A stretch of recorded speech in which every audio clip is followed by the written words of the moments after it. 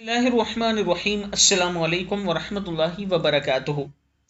आबिद राजी चैनल की तरफ से आज मैं अपने दोस्तों को रसूलुल्लाह सल्लल्लाहु अलैहि वआलिहि वसल्लम का एक फरमान बताऊंगा।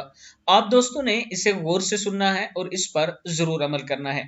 रसूलुल्लाह सल्लल्लाहु अलैहि वआलिहि वसल्लम ने इरशाद फरमाया, अल्लाह तबारक व तआला का इरशाद है कि जिस शख्स को कुरान ने मशगूल रखा मेरे जिक्र से और मुझसे सवाल और दुआ करने से, यानी बिजी रखा, मसरूफ रखा, मैं इसको इससे अफजल अता करूंगा जो साइलों और दुआ करने वालों को अता करता हूं, यानी मांगने वालों और सवाल करने वालों को अता करता हूं। और दूसरे कलामों के मुकाबले में अल्लाह के कलाम को वैसी ही अजमत और फजीलत हासिल है, यानी कुरान पाक को अजमत और ऐसी फजीलत हासिल है जैसी अपनी मखलूक के मुकाबले में अल्लाह ताला को। तिरमिजी की हदीस है।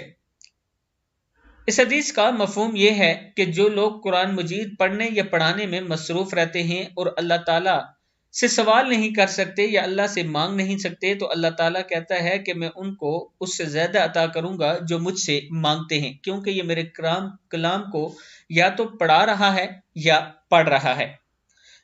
आप दोस्तों ने इस वीडियो को आगे जरूर शेयर करना है। कुरान पाक की जरूर तिलावत किया करें। और जो दोस्त ऑनलाइन कुरान पाक पढ़ना चाहते हैं, ये मेरा व्हाट्सएप नंबर है, आप मुझसे राब्ता कर सकते हैं। अस्सलामु अलैकुम वरहमतुल्लाहि वबरकातुहू।